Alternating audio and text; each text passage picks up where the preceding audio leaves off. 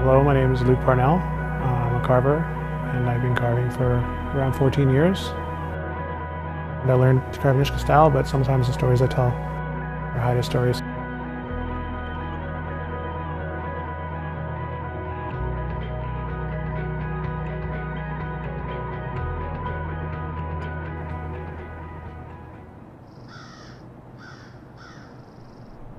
I did measurements from the sketch, and I drew one side on, and I traced it and flipped it over, and drew the other side on.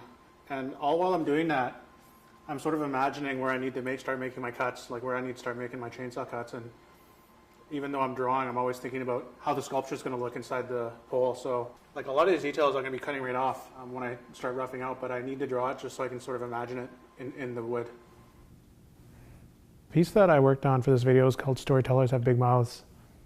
The reason I chose to style it the way I did was because I had never done a sculpture where the figure sort of popped off the wood, and I'd never done a raven, like a full flying raven on a totem pole before either. So it was a couple elements that I'd never done before. And so the reason for the title is I just wanted to show the figure telling a story. It's a raven, sort of a raven story.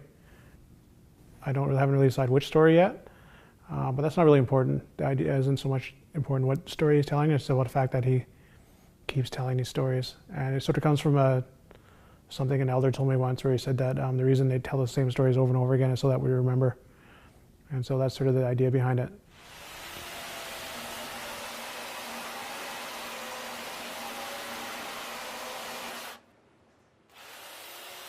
What I'm going to do today is I'm just going to make a few initial cuts. So basically I'm just going to probably roughen the head a bit and do a few cuts for the raven.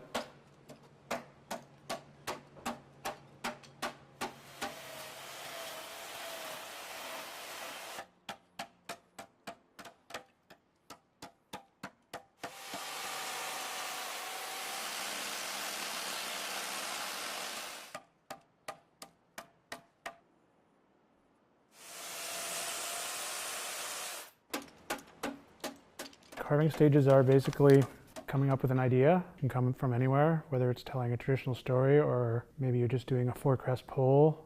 And once you do that, you sort of figure out what kind of sort of crest you want to use, whether it's going to be all human beings or animals, and then you start planning. Once you figure out what you're going to do and you have like a scaled drawing or a scaled maquette, then you start putting the design onto the totem pole. And you do that by measuring things on the pole, measuring points. And then once you draw it on, basically you just start roughing with the chainsaw and cutting bits away until it gets to a certain point. And then next you continue roughing with hand tools, and then you continue roughing until you start using sort of smaller hand tools, and then apply paint and then apply finish. It's pretty straightforward, it just takes a lot of work.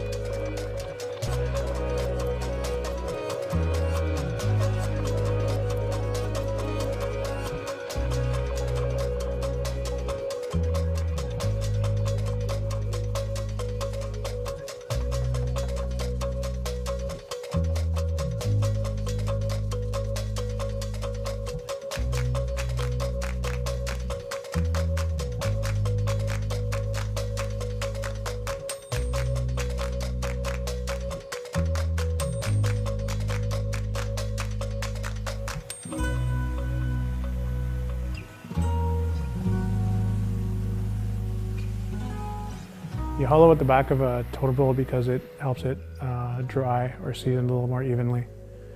The thicker parts will dry slower than the thin parts, and it leads to cracking. And it's a big piece of wood, so it'll always crack, but it just helps it crack less. And weight. Obviously it weighs less.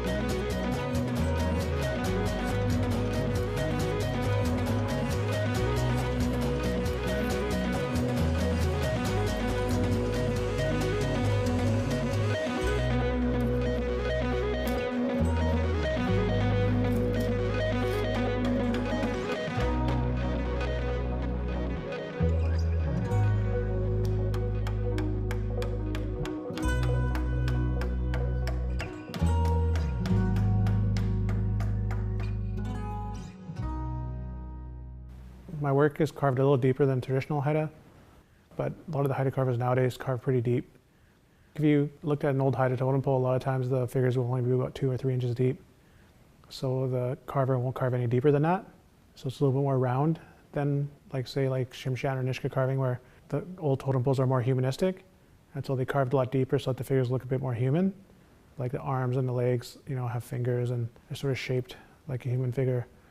Whereas with the old haida poles, it's much more design oriented. So, an arm will look like a split U form, and the legs will be sort of similar, and the hands will be sort of very stylized, sort of blocky, rather than sort of human, looking like human hands. And, and also the eyes. The eyes are they're more like panels sort of stretched around a pole. Whereas nowadays, if you look at a lot of haida work, it's the same, but it's evolved quite a bit since the old days.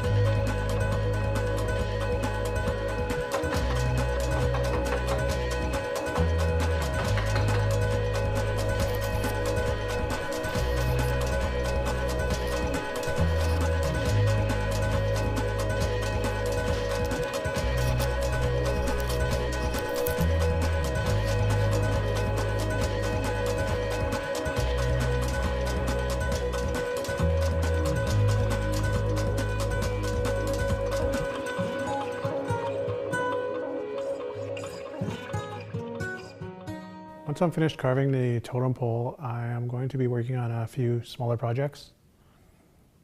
I'll be working on a mask and also an installation with 10 really small masks, maquettes. Yeah, and I'll be doing some drawing and some writing, so just a bunch of small stuff.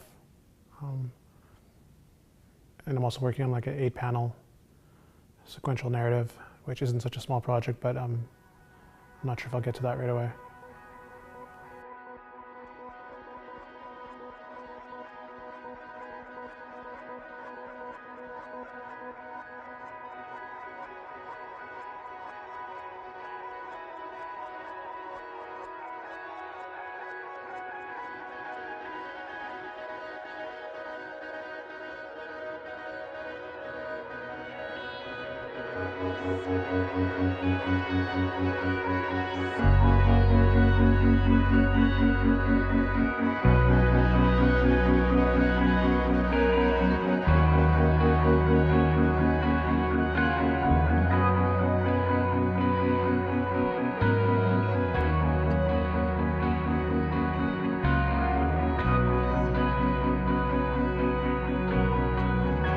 If somebody was starting off carving, and I think you basically just need to start anywhere.